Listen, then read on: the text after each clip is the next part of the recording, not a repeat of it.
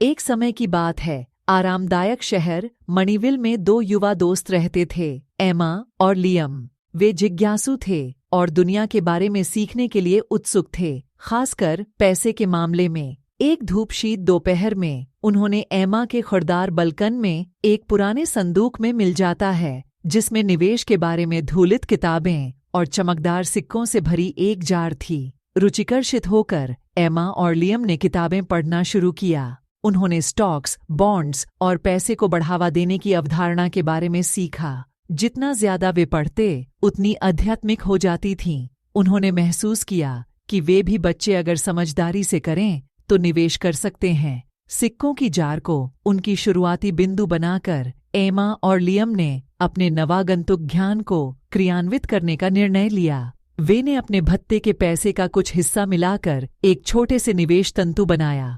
उन्होंने यह सोचकर आइडिया डाला कि कहाँ निवेश करें, और उन्होंने एक योजना तय की।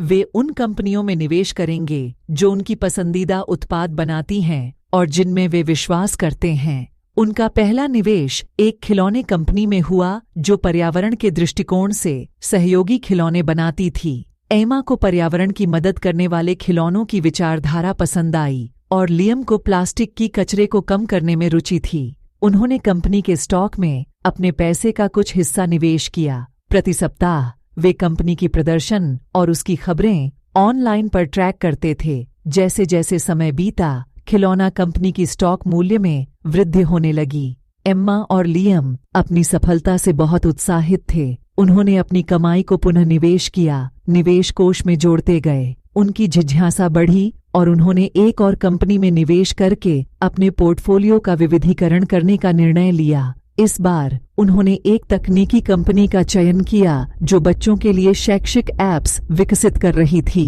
उन्होंने चुनौतियों का सामना भी किया। तकनीकी कंपनी की स्टॉक में कुछ उछाल ढल आए। एम्मा और लियम को यह सीख मिली कि स्टॉक मार्केट अपूर्वानुमानित हो सकती है, लेकिन उन्होंने सब्र बनाए रखा और सूचित रहने का प्रयास किया। उन्होंने किताबें पढ़ीं और उन लोगों से बातचीत की जिनके पास निवेश करने का अनुभव था। धीरे धीरे उन्होंने मार्केट की प्रवृत्तियों की बेहतर समझ प्राप्त की। एक दिन नगर के समुदाय केंद्र को आर्थिक आवश्यकताओं की कमी के कारण बंद होने की स्थिति उत्पन्न हुई। एम्मा और लियम ने अपने निवेश कौशल का उपयोग एक अच्छे कारण के लिए करने का एक अवसर माना। उन्होंने अपने माता पिता और दोस्तों को एक विचार प्रस्तुत किया, क्यों न उन्हें समुदाय केंद्र को आर्थिक रूप से सहायक बनाने के लिए स्थानीय व्यापारों में एक हिस्सा निवेश करें।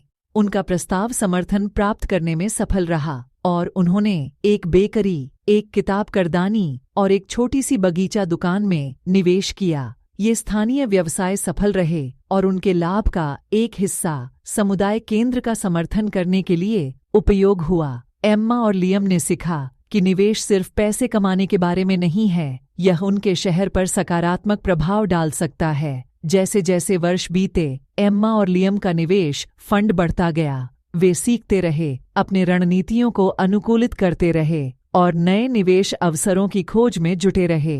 जब उन्होंने हाई स्कूल पूरा किया तो उनका फंड महत्वपूर्ण हो चुका था। उनकी सफलता की कहानी ने स्थानीय अखबार की ध्यान आकर्षित की और उन्हें उनकी यात्रा के बारे में साक्षात्कार दिया गया। एम्मा और लियम ने अपने अनुभवों को साझा किया और अन्य बच्चों को उत्साहित किया कि वे निवेश के बारे में सीखें और अपनी समुदायों में बदलाव लाने का प्रयास करें। उनकी कहानी ने एक ऐसी पीढ़ी के युवा निवेशकों को प्रेरित किया जिन्होंने महसूस किया कि उम्र स्मार्ट वित्तीय निर्णय लेने की बाधा नहीं है। उनके हाई स्कूल के अंतिम वर्ष में एम्मा और लियम ने अपने निवेश फंड का कॉलेज की शिक्षा के लिए उपयोग करने का फैसला किया। उन्होंने अपनी यात्रा के माध्यम से वित्तीय और व्यक्तिगत दोनों रूपों में विकसित हो चुके थे। उन्हें प्रतिष्ठित विश्वविद्यालयों में प्रवेश मिला, जहां उन्होंने वित्त और अर्थशास्त्र की पढ़ाई जारी रखी। वर्षों सफल पूर्वजन बनने के बाद एम्मा और लियम ने कभी अपनी बाद